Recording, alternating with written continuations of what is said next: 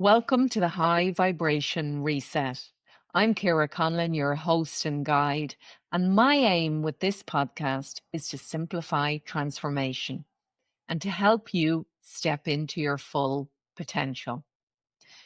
In this episode of the podcast, I speak to mindset, elevation, and NLP coach Helen Ruzicka. Helen is a beautiful and very wise soul. And this was a really, really powerful episode, in my opinion. We spoke about a lot of topics, the usual topics of confidence and mindset. And we also spoke about self belief, self love, identity, and all of that good stuff. But Helen gave some really good advice. She gave advice on how to stop overthinking, how to get unstuck, and how to really start to move through any difficulties that you're facing in your life. So I really hope that you enjoy this episode as much as I enjoyed making it. Before we dive into the episode, I just wanted to take a minute to celebrate the launch of my Life Flow journal. Now, journaling has become a big part of my process in recent years because it allows me to unpack everything that's going on in my head, make clearer decisions, and to reconnect with myself. It comes with some journaling prompts, and those journaling prompts can be practical, or we can go deeper with questions like, what does my soul want me to know? Now, the journal is the perfect companion to the Life Flow Planner, my goal setting, productivity, and habit planner. And the reason I launched it was because for a long time I was searching for a planner that I could use myself and one that I could recommend to my clients. And I found a lot of what was on the market was too cluttered, trying to do too many things, and really didn't help me to streamline my own daily systems. So I created my own, the Life Flow Planner, which is based on the Life Flow formula. So inside the planner, you get to plan for your year ahead, your annual goals, and then we break that down into quarters. And then each month, we do a monthly review to make sure that you're staying on track with your goals and your habits. So the planner and journal are both available in the Life Flow Planner store. And the planner comes in 5 beautiful colors, pink and purple, my childhood favorites. It comes in a gorgeous teal green color, a navy, and in gold vegan leather. So there's a beautiful color for everyone. Perfect time of the year to get a gift for a loved one, give them the gift of feeling more in control and more organized in their lives. And you can get a discount code below in the show notes, POD15. So thank you, and let's get into this episode. You're very welcome, Helen. Thanks so much for joining me on the High Vibration Reset. Can we start with you maybe telling us a little bit about your background and how you got into doing this kind of work? Certainly. Thank you very much for having me, firstly. So goodness, a long, long time ago, a good 35 years ago. Yes, I'm feeling old, although I still feel very young. You're not looking Um, old.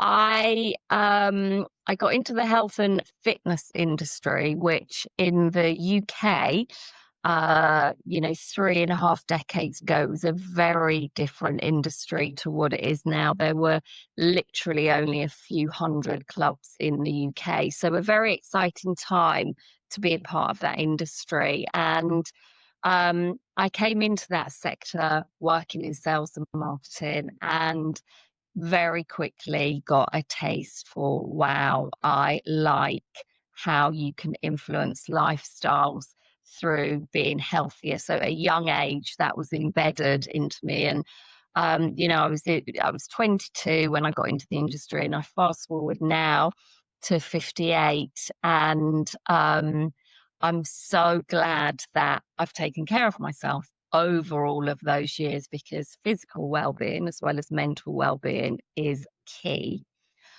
I very quickly progressed in the industry. So 18 months into the industry, I had 30 clubs.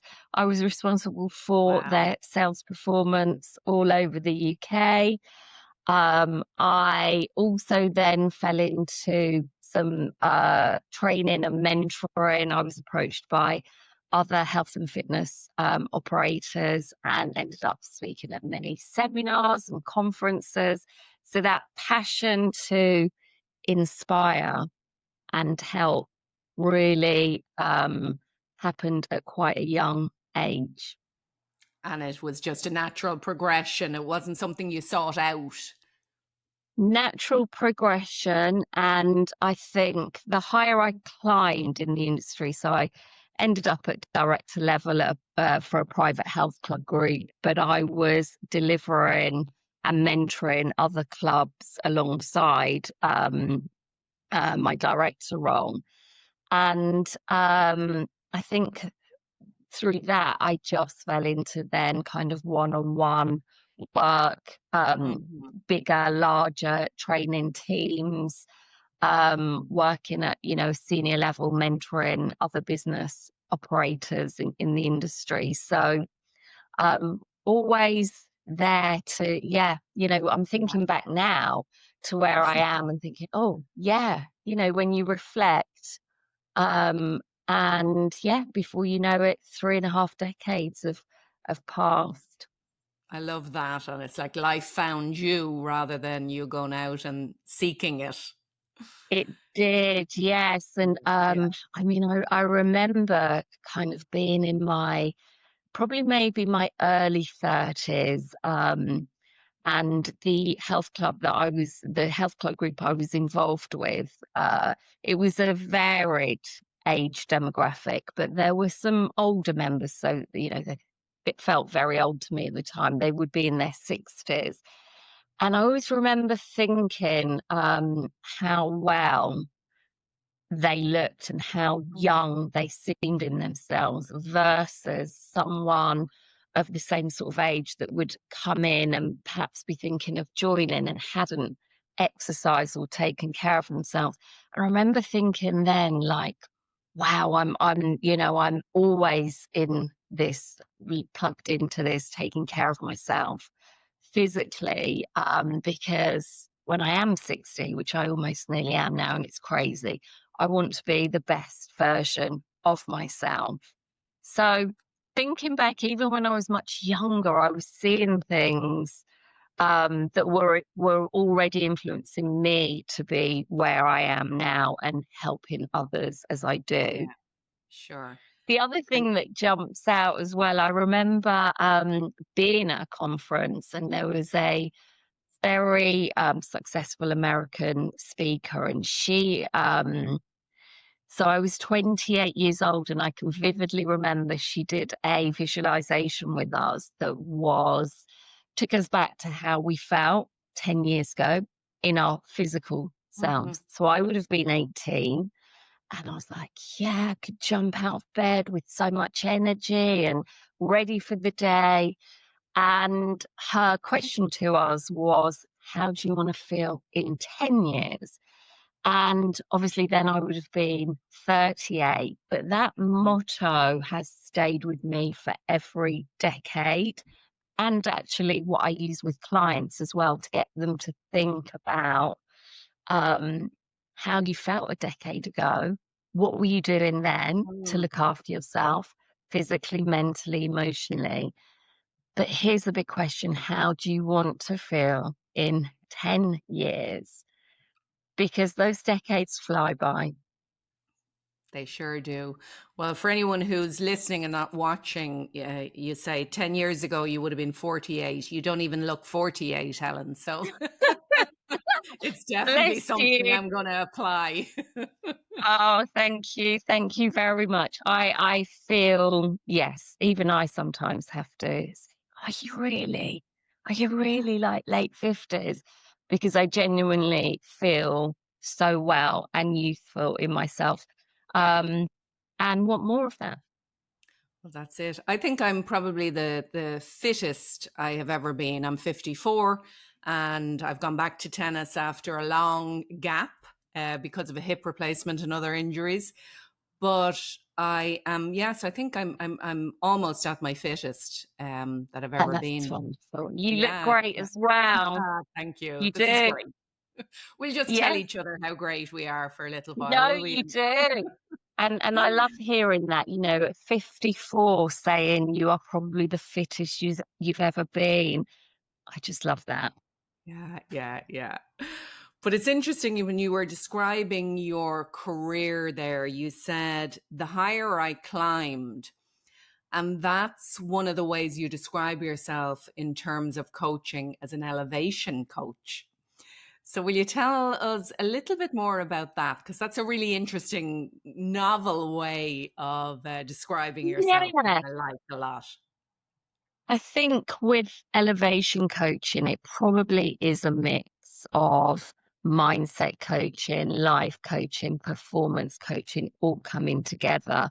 As we know, the coaching, the therapy, the counseling arena is now flooded Mm. with, much needed professionals.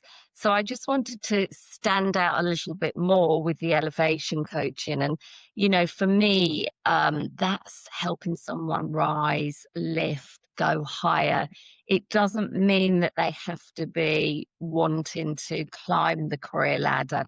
It could just be, elevating from where they're at. So if they've got stuck, lost a little bit of their path, it just covers all aspects, but I think, don't we all want to go that little bit higher in any aspect of life? So just how you've said at 54, the fittest that you Mm. felt, that's Yeah. elevating right there and so inspirational.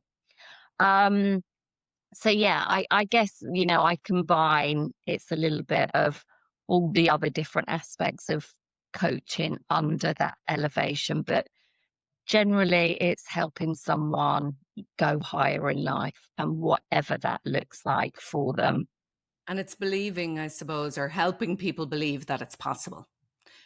Because I Definitely, think there's that, the older you get, the more stuck in your ways, the more you kind of feel that it is what it is. And definitely. And especially for women, yeah, we can lose ourselves along the way when menopause and, that's a whole different area. But you're right, the limiting belief, the self-doubt, the lack of confidence can really get in the way until we get it out of the way. And then, yeah, absolutely. someone then. Um, Interesting how you said as we get older, my oldest client that I've coached in, in the last 18 months, 79 years old. And she inspired me. She Amazing. inspired me by wanting to still improve at that age. Mhm. And then she referred her best friend to me, who was also Lovely. 79. So, yeah, Beautiful. we talk about age, and definitely, Mm, one of my mantras is nothing is ever too late in life at all. Absolutely absolutely. nothing. If you can even live 1 year where you're at your best or you're at your happiest, because we never know how long we have. So, yeah, 79, Absolutely. 89, you can still Yes, change. yes, Yeah, yes. yeah. Yeah, no, it's a really lovely thing to think of, that elevation or just even slight improvements. Um, Obviously it can be in career, it can be in your business, it can be in your physical fitness. But I suppose the essence of this podcast as well, that high vibration, the elevation of your mood, I think is where it starts really, isn't it? Yeah, so mindset is key, elevating in your mindset. That is the real win. And yeah, I think, there's a lot of mental health that goes on for a lot of people, that just even being able to elevate through some of, those obstacles of Mm. feeling trapped in your mental health. So it covers such a broad, area. Yeah. Yeah. So, how do you start, Helen, if somebody is, feeling stuck or disconnected from themselves? Where do you usually start? I know people's problems can be varied, but is there a route or a method that you? Yeah, I think, if someone feels that they've lost their potential or they're feeling stuck, um, it's firstly trying to understand how long they've been feeling like that. That actually can be quite revealing for a client, because they may, when you feel stuck and in a rut, and, that you've lost your potential, it can feel like you've been there for a long time. But when we actually delve a little bit deeper, for some, it may have only been a few months. So it's understanding how long they felt like that, Hmm. perhaps identifying what was the trigger or triggers, because it can be several things. Life can chip away at someone from different areas. And then finding out where they want to be. What does reclaiming their potential look like? Because it could be different to, what it was like for them before. Do also take a client back to when was the last time you did feel fulfilled, and that life was good and you were um, following through with all that was important to you, instead of maybe stuck. Um, and then benchmarking where they want to be. Some people want to go higher than Mm-hmm. where they were before, so the elevation. And some, women especially will say to me, I've just lost a bit of me, lost my mojo. So what does that look like for us to get it back? Um, Whereas others may want to, I was here before, but I want to go even higher. Great. Then we start to unpack And the I think work that's that needs to important be done.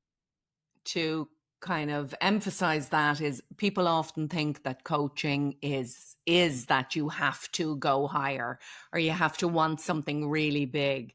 A lot of women come to me and they say, well, I don't really want what, maybe your other clients want. And it's, I just want, as if, they're minimizing what their happiness is. Some people say, I just want to feel like myself again. I want to come back to Yes. how I was 10 years ago. So your method of getting them to visualize that can probably give them more clarity as to what they want, because a lot of people, when you ask them, they don't know what they want. Yeah, I mean, I work on a scale, so I will get an understanding of, where the client's at, and see what's missing. So, we might delve into where they're at, where they feel their self-worth is, their self-esteem, their self-belief, their self-love and self-care, their confidence. And I get them to rate themselves out of 10, 10 being, really, really high. And often they'll be low scoring in those areas, hence, why they're there. But then we flip to the other side as well, where we identify what has crept in. So possibly overthinking, Mm-hmm. stress, worry, self-doubt, anxiety, um, frustration, anger. There's a number of kind of negative emotions. And we rate those, but 10 would be high in a negative way. So often they will be high scoring here with, the negative emotions and the qualities we want more for ourselves, the characteristics of great self worth and confidence. will be low scoring. So through the sessions, that's the work that I will do, mixing in a little bit of NLP. So there's a number of amazing techniques, neuro linguistic programming techniques that literally do that, rewire and reprogram, and help them work through really reducing down the overthinking, the stress, the worry, the self-doubt, which then gives space for us to work on elevating in self-worth, self-esteem, confidence, self-belief, self-love, self-care. Huge on the self-love and self-care aspect. We live in a very crazy world that pulls and pushes us all over the place, especially as women, juggling so much. And what I see frequently is women going to the bottom of the pile. They're doing that to themselves. And that's one of the first things that has to change when they work with me. So we do a lot around self-love and self-care. And for many women, it's almost like they realize they can give themselves permission to fill their own cup, and actually pour into themselves. Yeah, because it's so alien to a lot of women. Or It we've is. grown up in a society that tells us that we have to look after everybody else and be a nice person and give and give and give until we're Until there's, completely yeah, depleted. Yeah, that's yeah, right, until there's nothing left. And yes, yeah. yeah. So it's such an important thing. Anyone listening, you know who you are. If you need to give yourself a little bit of a break and look after yourself a little bit better, because yeah, it's essential for us. So what about the overthinking? Have you any, immediate tips you can give somebody if they're an overthinker? How do they? Yeah, I think so that is probably I would say the most common thing I see with all of my clients. Overthinking has overtaken. There is a phenomenal NLP technique I do to either reduce down or get rid of it, because it's up to the individual. You know, if someone is there and they want to get rid of it, then that's what we do. Some people are just happy, oh, can we reduce it down? Then great. But some immediate tips that I can share would be to get it out of your head and put it on paper, write it down firstly. Again, I've seen clients that have started their session and saying they're so overwhelmed, they're overthinking about everything. And when we explore that and they actually write it down, it might be 3 things. And then when we explore them even further, they reduce down in size. So the mind is very powerful. If we tell it, we're overwhelmed and we're overthinking, it loves familiarity. So it's going to do more of that. So literally getting out, in your head and down on paper. Second tip would be to look at what are facts versus emotions. So what are the facts here around what we're overthinking, and where is the emotional part? What are we bringing into it that is maybe, making it feel or seem worse than it is? I also encourage clients to set a timer. How long are they prepared to overthink for? So if they do find throughout the day, their mind is racing with things, literally stop, get it out of your head, down on paper, look at facts versus feelings, and then 5-minute timer on it, 10-minute timer on it. Allow yourself that time, but then when that's done, that's done. Another tip as well that I encourage is when they've got it down on paper is to really dissect it. What is in their control and what isn't in their control?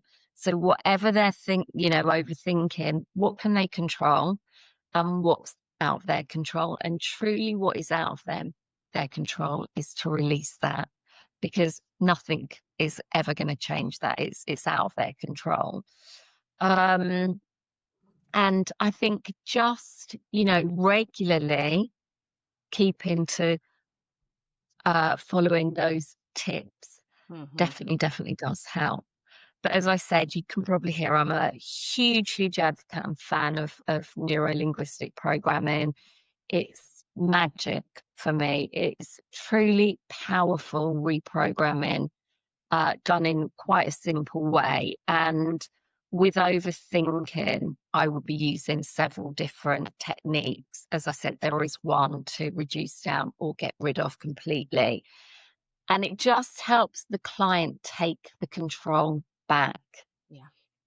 Because when I discuss it with a client and we get them to a place of acknowledging they are in control of their overthinking, it belongs to them. No one can make you overthink without your permission. Someone overthinking, it's their thoughts, it's their. So part of that is acknowledging, accepting, and then taking that control back. Brilliant. And Yeah. with one of the techniques, what I like again is when we reduce the overthinking down or get rid of it, we then will work on the space that we've created for, and the client will say, to be more creative, to feel calmer, to think clearer, all of those things, which is, what we all want more of. Powerful way to get clarity. If you can just Yeah. quieten that noise. Yeah. Yes. But that's a really good point, Helen, is, that we often forget that our thoughts are ours, that they're within our control. Yes, we are influenced from the media and from social media, but it's our choice to give it fuel or to give it space or focus, isn't it? So Definitely. it's And good. I think with overthinking, worry, anxiety, when you are experiencing high levels of that, for the individual, you do feel like you don't have control. You do feel like it's never going to be any different. It does feel hopeless at times. But then when you do start doing the work on yourself and claiming back, the control, it's not as easy as we're just discussing it, but it is, it's that I can do this mindset rather than I can't do it mindset. Absolutely. And it can be easy when we create small little habits. So one of the things, Correct. gratitude in the morning or intention setting, reminds us then of the mindset that we do want, rather than we're just accepting that comes to us. So it kind of takes back that Yes. little bit of control gradually. But so you Yes. said you're a big fan of NLP, but it sounds like you're also a fan of journaling. Yes. So, talking about, you're saying, putting your thoughts out onto paper.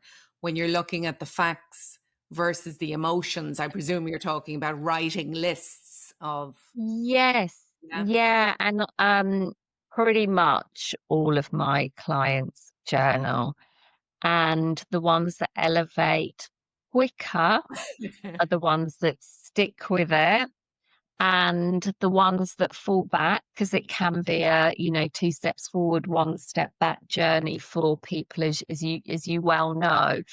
I can always, when someone turns up to see me, I know when they've been journaling and I know when they haven't, because their mindset speaks mountains. And journaling, yes, it's been around for years and years and years, but really I feel in this last decade or two, people are really seeing the benefits, and there are so many benefits. It's powerful in itself just to get everything out of the head and down on paper. I focus my clients on gratitude every day in their journal, finding a win, a positive from every single day. They also rate their day. So that's interesting to see on their coaching journey. Someone feels stuck, lost their potential, burnt out, stressed, overthinking, worried. It's great to, over the weeks, watch how their journaling rating changes. And also just a chance for me to influence as well with them. We can all have days where life comes at us in so many different ways. But for me, how I handle and jump those hurdles determines, whether I give myself a high score or not. It's not actually what comes at me in my day, it's how I handle it. And there's the mindset connection. We put affirmations in there which will be relevant to, someone's trying to climb the career ladder. We'd have some affirmations around that. If someone is not sleeping and exhausted, we'll have some lovely affirmations around, restful night's sleep and, getting to bed on time and relaxing into the evening earlier so that they're in the right space to then have a good, restful sleep. Yeah, big fan of affirmations. I am. Yes. Tell us a little bit about them in terms of, the rewiring and the reprogramming of your mindset and how they help. Yes. So, the subconscious is so powerful. All of our, if I give you a compliment, then yes, it's lovely for you to receive and you'll remember it for a while. But actually, if you are saying those kind words to yourself, the subconscious absorbs that, listens to it, and will feed the conscious mind. So, affirmations can work for us or work against us. If you're always telling yourself, I'm a failure, I'm no good, I'm stuck, I'm feeling tired all the time, I'm not confident anymore, that's what the subconscious is believing. So that's what you get.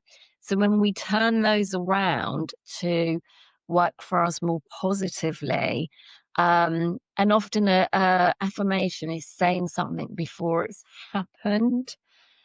I coach the work behind making the affirmation happen, because there's no point, if someone isn't sleeping, just saying, I am having a restful night's sleep and I feel rested when I wake up. What are we doing to make that happen? So it's the action behind the affirmation. That's But really, they I really are, want to stress that point, Helen, because it's, that's so important. And that's why a lot of people think that affirmations are, a load of whatever word you want to put beside it. yes, But, because it is that, it needs to be supported by your behavior, or at least that you're in the process of trying to change your behavior while I'm doing the affirmation. correct. I actually worked with someone at the beginning of the year, very, very senior person, climbed the ladder, but they were so negative, to even be, I need some help and support. I think tiny little bit arrogant in them at first when I first started working with them. But literally the second session in, they told me they would never do affirmations, what a load of fluff. And needless That's a to good word. say, fluff. And needless to say, a few sessions in, we got them doing affirmations, and they've really elevated since. And actually, they're super ambitious. So they've climbed even higher in their career, and we're still in touch. And they say to me that they're still using their affirmations now. It's interesting, isn't it? Because, you know, that person you describe, it's often the person who is closed to trying something new. But it's kind of a protection mechanism, isn't it? It's you know, the Yeah, people who are stubborn or stuck in their ways, it's because that's how they've learned to feel safe or to progress in the only way they know. But when you can soften the edges and, you know, yeah. get them to just open up a little bit to try something, it's beautiful to see the It progression. really is. And it is always a try. You know, when I work with a client, they will try it for a week. If you absolutely don't like it, don't see any benefit, then we'll, Great but, idea. you know, Yeah, we yeah. know that it does work.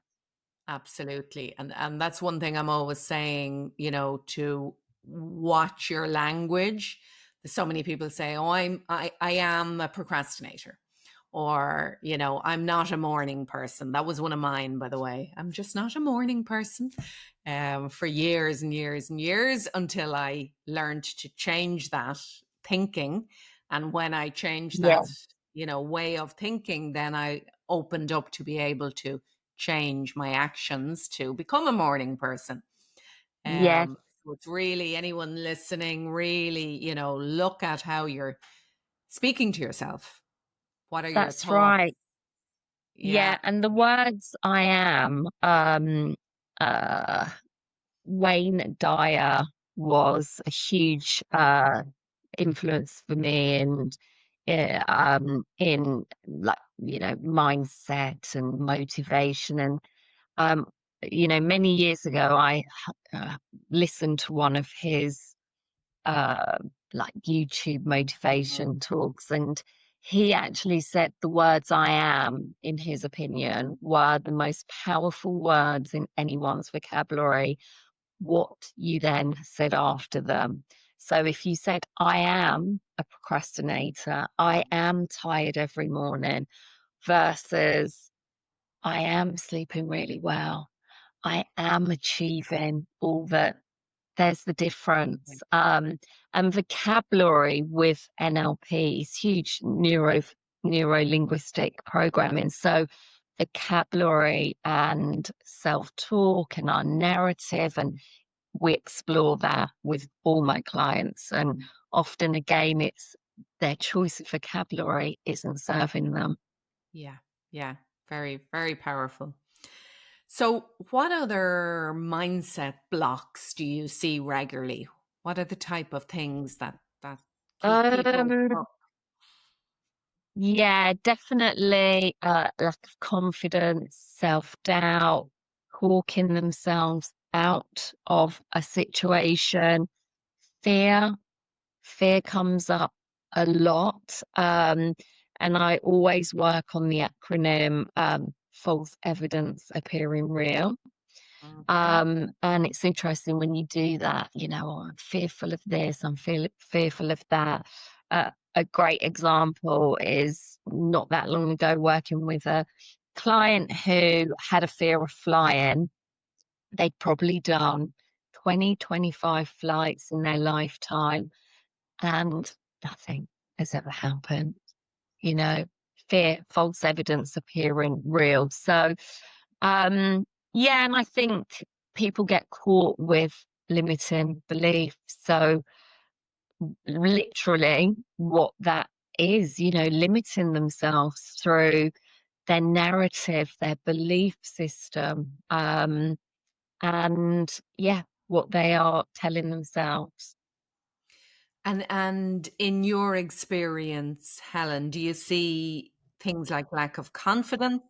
Again, do you root them all back to mindset, or is it the experience that people have been through? What's I your think, yeah, I think Yeah. confidence is such a large kind of topic, isn't it, that you could talk Mm. on for hours and hours and hours. I actually think it's a very individual thing. And I actually think it's what confidence means to that person. One of there's 3 pillars of confidence that I delve into deeper with a client. The first one being, well, what does confidence mean to you? And how do you see yourself under the heading of confidence? Not necessarily physically, but just how do you see yourself? And then looking at how they want to see themselves. And often the gap isn't as big as they think, because it really gets them to think about what confidence means to them, how they see themselves, Mhm. under the heading of confidence, and then how they want to see themselves. I think one of the biggest misconceptions, again, most of the clients I work with confidence with, they think confidence has to be loud or arrogant or, showy.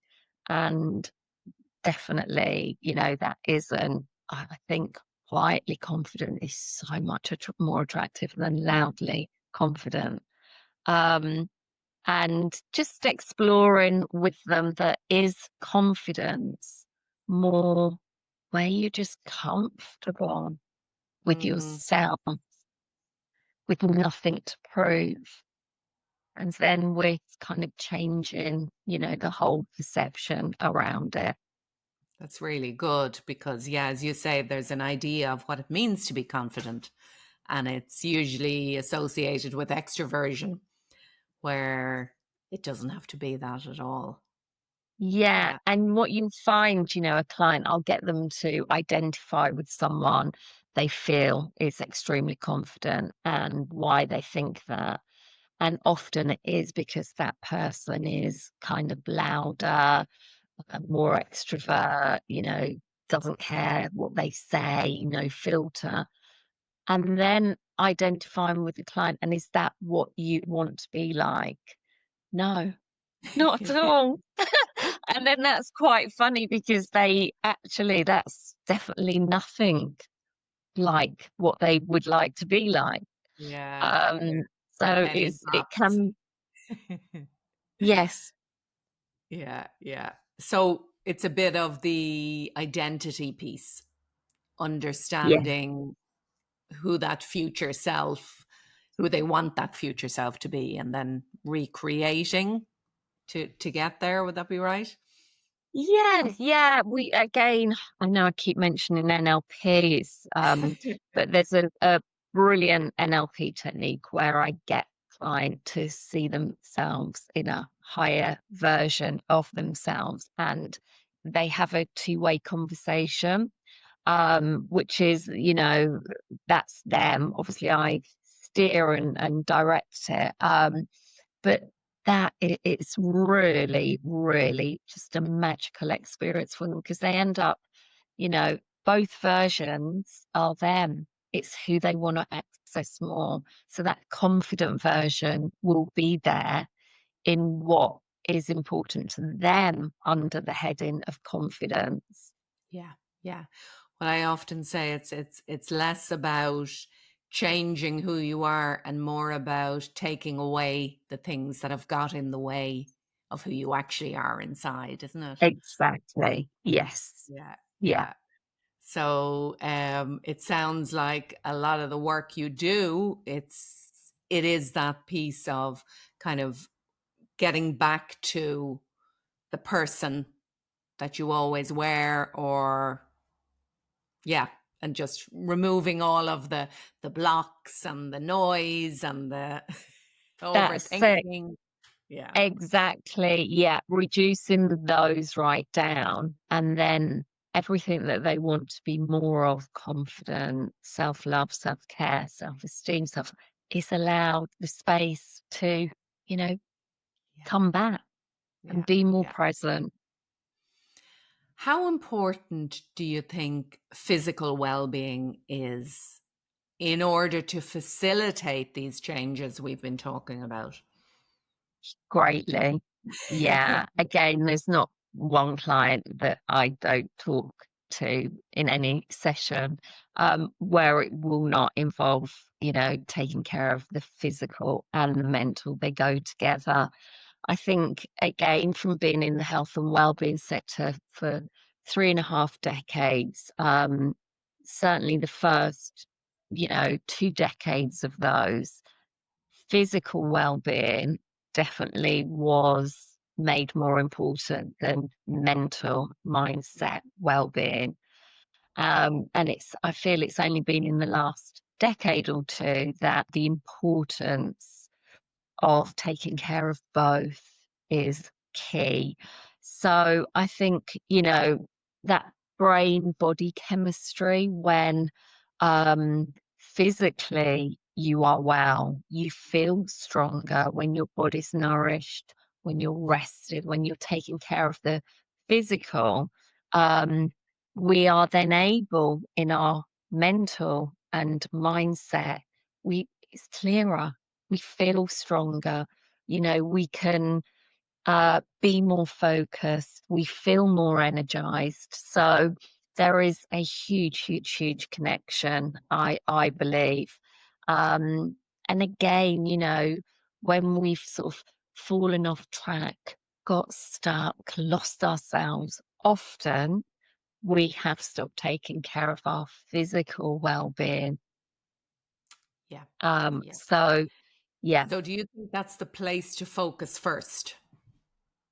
I get asked often if I could have an amazing mindset or amazing physical health, what would I choose? And I'd always choose the mindset, because with that, if you've got an incredible mindset, Right. you're Yeah. ticking every box, you are physically well. You can be physically well, but not in your mindset. And I think that is more debilitating. Yeah, and I get asked that a lot. They're both so important. And it's not really possible. Well, it is possible, but I think it's part of the journey, isn't it? Because as you clear your mind a little, it's clear that you should work on your physicality or your physical well-being a little, and then once you do that, it gives you a bit of confidence. Of And course it does. And we know when you are moving, when you're active, however that looks, long walks, gym, tennis, swimming, those endorphins start to pop and we feel lifted, just from that. So then that is, a good in for the mindset work then to, whereas if you're just couch potato, feeling sorry for yourself, it's really hard then to wire up the mindset. So they do go together. And it's again a classic with clients that have stopped moving and we get them moving and they're like, oh yeah, this feels good. It's now, nice. It's a I new. do love my couch, Helen. But I'd say, as my mammy always said, you have to do something before you do nothing. So, you can I like enjoy your that. couch once you've been for your walk or done your little bit of exercise. It makes it a whole lot sweeter.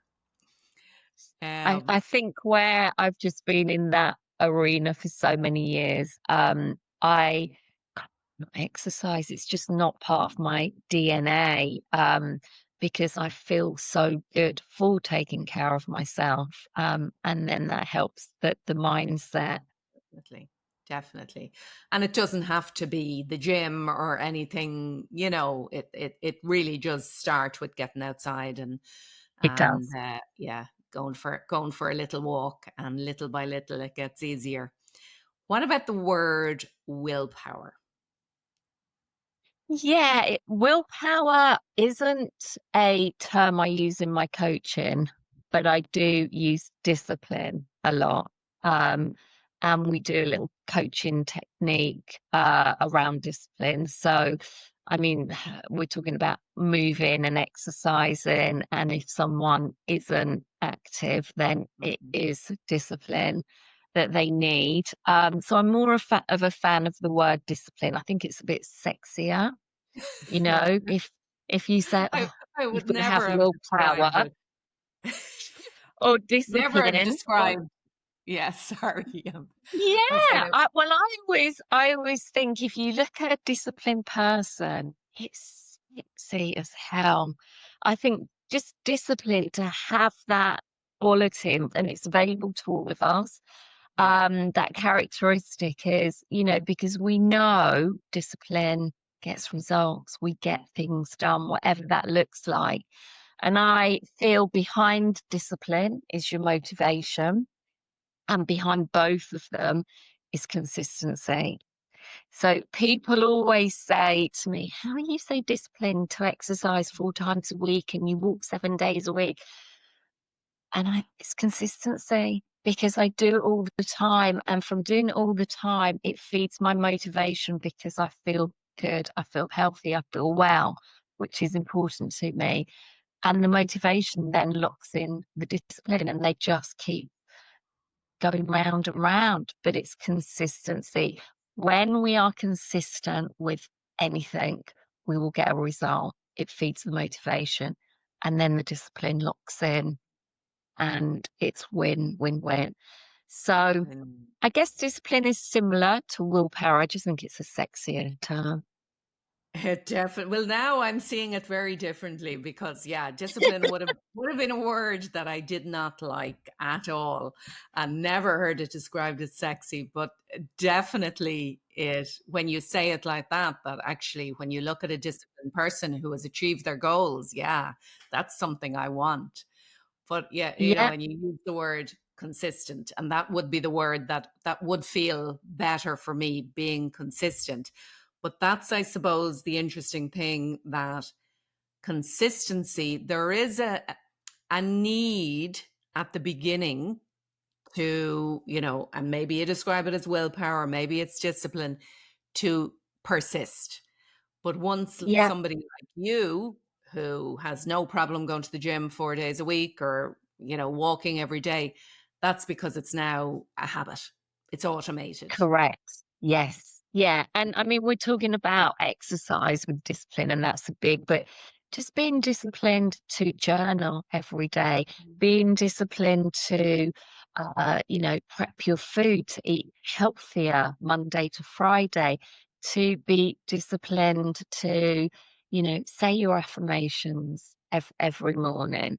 Some of those don't need a lot of willpower. Just fall Yeah, into that habit, and they're not time consuming, they're easy to do, but you start to see the benefit. absolutely. And the one thing that helps me again is that mode of thinking, I'm doing this because I want to, and not because I have to. Have to, exactly. Yeah, yeah. Yeah. And I think that helps then feed the motivation when you start seeing the benefit from that. And it, as I said, yeah, it just locks in the Yeah. discipline. So, Helen, have you any big goals for 2026 or for the upcoming? What's next for you? Um, do you know what? I haven't. Only that what is, I'm not sure it's going to happen in 2026, but I want to do a big safari. So that's personal, not professional. I just like my life. I've got a lovely life. I literally love my coaching, and I get to work with, big corporate that I'm with weekly, and then work online. And yeah, I'm always actually thinking more about my clients for the following year rather than myself. I'm just in a nice position where, yeah, life is just nice for me. So apart from wanting to really big safari, because I love animals, that's the Brilliant. only thing that's really on my radar. And it might happen in 26. We'll have to see. More of the same, says you. So you want More of more the of the same. same. Yes, I'm a peace warrior, so I inner peace is key for me, and that's what I thrive and strive towards, and also help clients with that as well. You know, we all chase the happiness, but happiness Yeah. comes and goes because life comes and goes at us. However, your inner peace can be more consistent. That's a beautiful place to wind up for today. And thank you so much for sharing your wisdom. Your clients are lucky to have you. It's been a great pleasure, and I'm so happy I was introduced to you. And thank you so much for Thank you coming on. for having me. Thank you. Thanks again for tuning in to the episode. And just a reminder, as always, if you're not following the podcast, please do so on your usual platform. You may also want to follow me on Instagram or TikTok at Coach Ciara Conlon. There we can continue the conversation, and hopefully I will give you some inspiring tips during the weeks. So don't forget to also check out the Life Flow community. It's a wonderful, supportive community to help to keep your vibration high and help with the accountability to stick with your habits and goals. Thanks again for joining me, and I wish you, as always, a fabulous inner day.